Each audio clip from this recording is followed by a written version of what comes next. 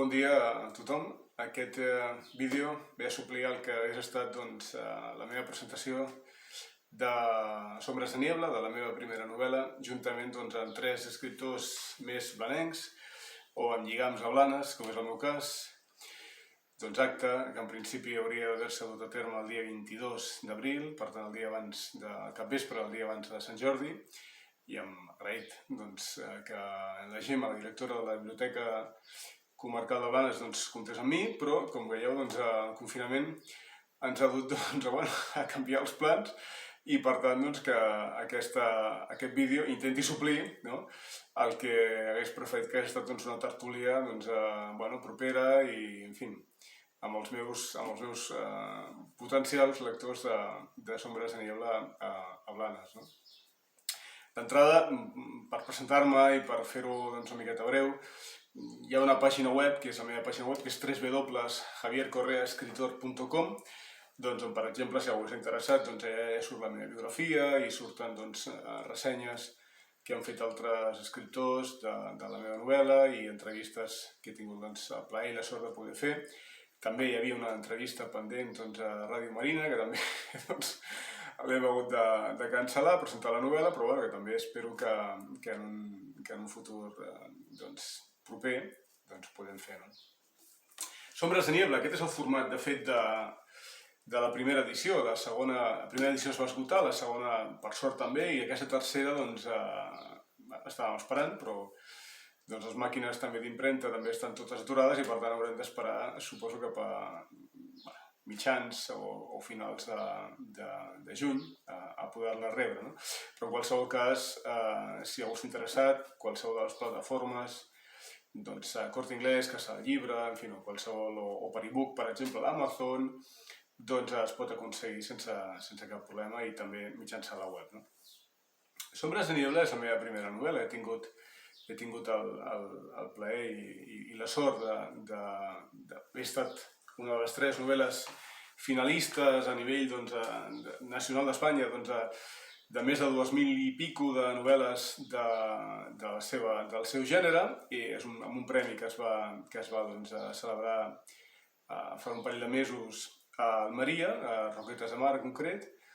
i va ser un acte molt emotiu i la veritat és que molt sorprès per mi, per ser un escriptor que estic en ciernes, com es diu en castellà, i que per tant estic començant i poses moltes ganes, com tots, però que no m'esperava que hagués estat una de les tres finalistes a aquest guardó i a aquest premi.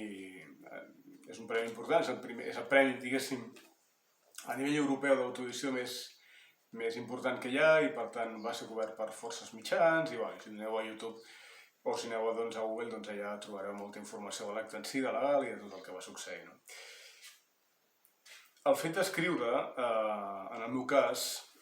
ve a trencar una mica amb el que jo he fet durant el que havia fet, diguéssim, durant la primera etapa de la meva vida, que m'havia dedicat a la part comercial, a la part de direcció d'empresa. Jo soc advocat de professió, d'ofici, i arrel del traspàs del meu pare em vaig una miqueta donar compte que això de la vida no era infinita, com jo pensava, sinó que això tenia una data de caducitat. I el que va començar a ser una manera com una altra de superar aquest dol pel traspàs del pare, al final es van alimentant mica en mica i quan em vaig donar compte havia fet una novel·la de 800 i pico de pàgines que evidentment vaig haver d'aprimar, vam posar un pla de dieta important i va acabar sent de 450 pàgines, que és el que té. De fet, no és una novel·la, encara que us hagi dut fins aquí, no és una novel·la autobiogràfica. Potser té algun tret puntual d'un dels protagonistes. Jo us diré del protagonista principal que no ho és en quant a la quantitat de vegades que sortirà a les pàgines, però sí que ho és en quant a què és el que porta, és el pal de paller, és el fil conductor del que serà tota la trama que gira al seu voltant. I aquest protagonista es diu Carlos. Carlos és una persona, és un directiu d'una empresa que té una vida acomodada, té una família té una filla petita, viu bé, té totes les comoditats d'una persona d'una classe mitjana pot tenir, però de cop i volta la vida el sorprendrà amb una notícia que ell no espera i que fa que totes aquestes petges que ell ja s'havia programat en els propers anys i tot aquest castell de projectes i de futur laboral i familiar, de cop i volta, de la nit al dia, caigui. S'ensorri, es converteixi en pols i una pols que potser acabarà derivant en boira, i per tant d'aquí la sombra de Niebla. Quan ell rep aquesta notícia, com qualsevol de nosaltres quan rebem una notícia que no ens esperem, d'entrada te sents desorientat, te sents desubicat, necessites punts de suport on agafar-te, poden ser les amistats, pot ser la família, pot ser els teus propis valors, com serà el cas de Carlos, i a partir d'aquí ell intentarà prendre decisions, sobretot pensant en la gent que més estima. Escriurà en una carta la decisió que pren, la sorprenent decisió que pren, la lacrarà, per tant la tancarà i la segellarà amb el seu nom lacrada, i marxarà del seu poble on resideix, on vivia, que és un poble petit de Huelva, anomenat Sant Silvestre Guzmán, on, obro parèntesi, vaig tenir el plaer de presentar la novel·la i va ser fantàstic conèixer aquelles boníssimes persones. Poble que va sortir a l'atzar, no tinc cap lligada amb aquest poble, sinó buscava un poble que fos una miqueta pel sud i la veritat és que va sortir així, fruit de l'atzar, però encantat, mai l'atzar havia estat tan encertat. Doncs, com deia, marxarà d'aquest poble de Huelva i s'anirà a Lille, al nord de França, uns 100 quilòmetres al nord de París. Ciutat, la de Lille, que jo que sóc nascut a Badalona, els badalonins sempre hem tingut, sempre hem mirat de reüll a Barcelona, perquè sempre ens ha semblat que vivíem a l'ombra de Barcelona. Doncs, suposo que els habitants de Lille, ciutat que per la meva etapa d'empresa havia viatjat i havia visitat bastant,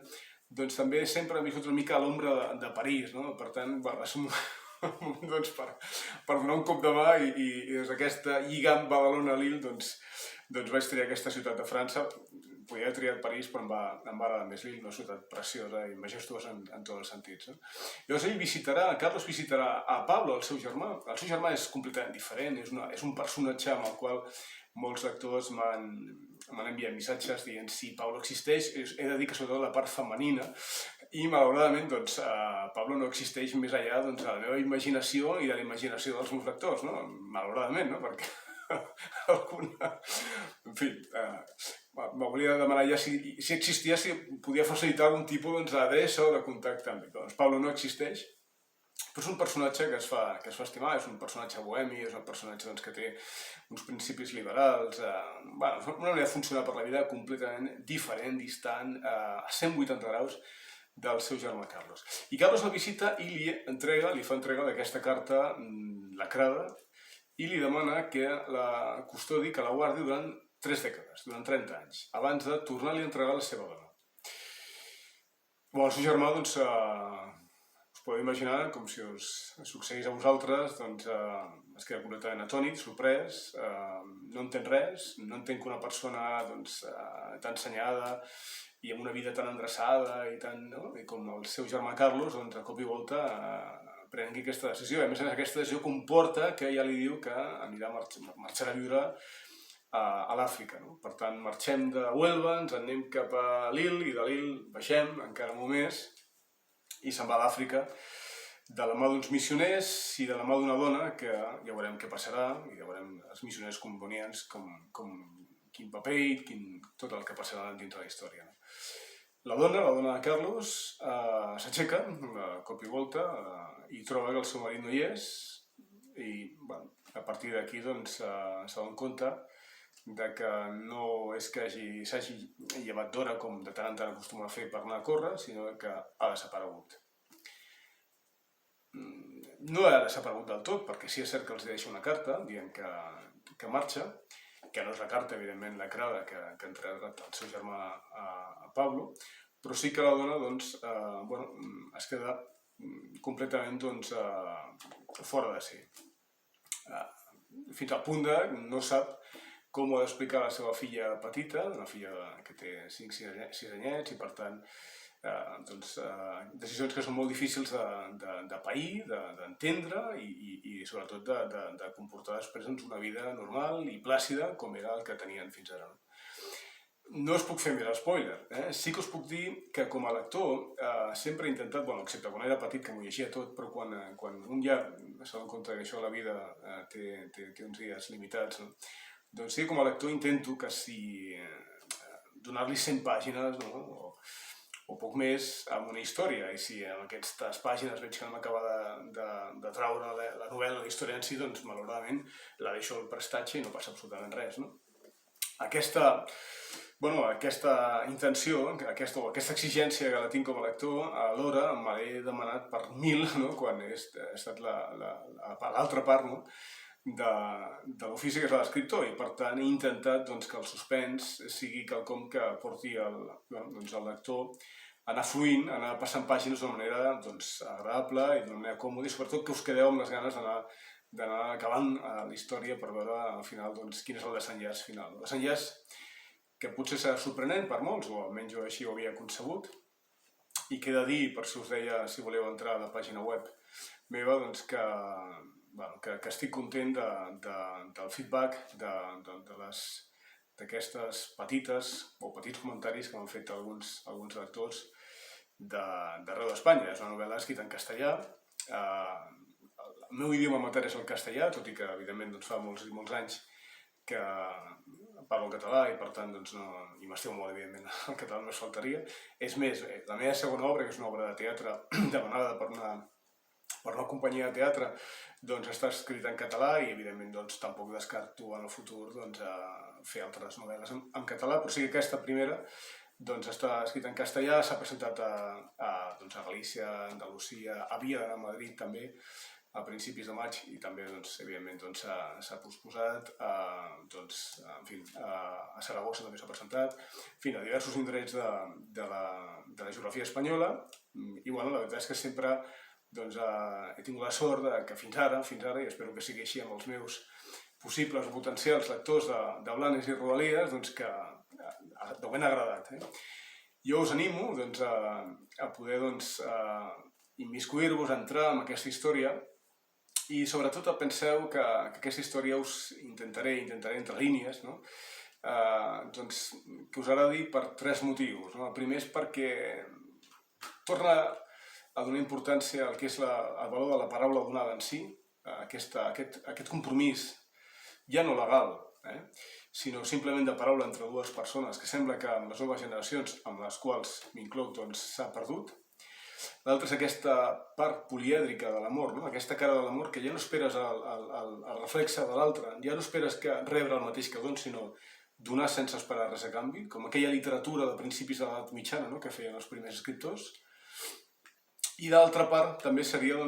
aquesta paraula, aquest concepte que ve de la física, que els psicòlegs diuen de la resiliència, que és allò que ens permet ser capaços de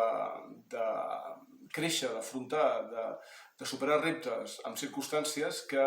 de principi o d'entrada mai haguéssim imaginat viure. Aquesta capacitat que té el ser humà de superar-los, i ho estem visquent amb aquest confinament, amb aquest Covid-19, malauradament estem tots fent coses que potser no havíem imaginat. En aquesta línia també va una mica el que anirà succeint a diversos personatges de Sombras de Niebla. Per part meva res més, agrair, torno a la Gemma que m'hagi deixat fer aquest vídeo,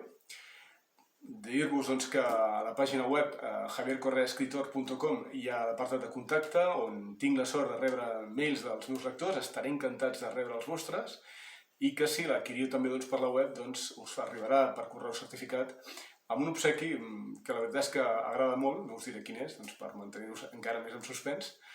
I això, i res més, que tingueu tots una molt bona dia de Sant Jordi i que aquest confinament, que cada dia sembla que ja hem d'anar restant, s'acabi aviat i podem tornar a una vida normal i a fer el que tothom feia fins ara. Una abraçada ben forta i gràcies.